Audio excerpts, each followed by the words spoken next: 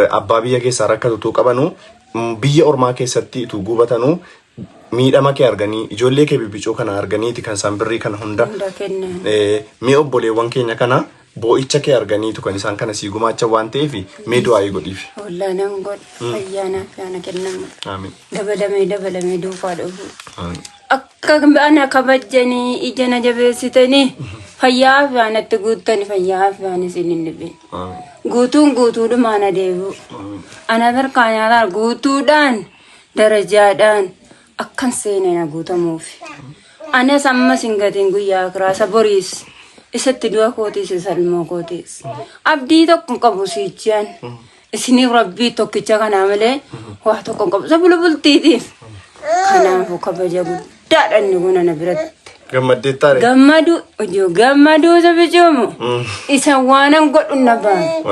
Wallahi laazim. Iduma mana argadhaati nan kajeelchisa hedduu. Aliim. Ati qorichi ati fudhattu innuma. Yeroodhaan bitama beektamiti birrii kan ammoo balleessuu hin qabdu.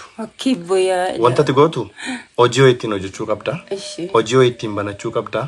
Hojii ittiin bantee isa ittiin hojjetaa bu'aa argatte sanaan immoo qoricha kee bitataa ijoollee kee barsiifataati kan itti fufuu qabdu. Anis deebi'ee si ilaala. Yoo amma birrii kana dhaqxee balleessite boriif taane jechuudha ammas deebitee rakkatta.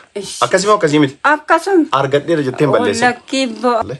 Obboleewwan keenya biyya garaagaraa teessanii deeggarsa kana mara gootan qarshii kanaa fi meeshaalee mana akka guunnuuf akka qoricha bitnuuf yaala si akka seeraan hordoftuuf deeggarsa sin gootaniin isiin nama birrii 5 dhabdee rakkataa turte akkasuma wallahi. Kanaaf obboleewwan keenya kana gootan kabajaa fi jaala guddaan isinii qabaa ulfaadhaa horaa bulaa deebanaa warreen hanga an bakka kana dhufutti biyya keessaa biyya alaa teessanis deeggarsa garaagaraa naa gochaa turtan kabajaa fi jaala guddaan isinii qabaa. Abdii Geetaachoo Abbabee Caaliin ture kan bakka kanatti nafaan argaman Abdii Faaruu Kiyyaa kaameraamaanii fi hiriyaan kiyya obboleessi kiyya Abdusalaam Warquutii baay'een sin jaalladha baay'een sin kabajaa seenaa kana sheer gootanii nama biroo bira akka qaqqabsiistan amaana isin jechuun barbaada nagaatti.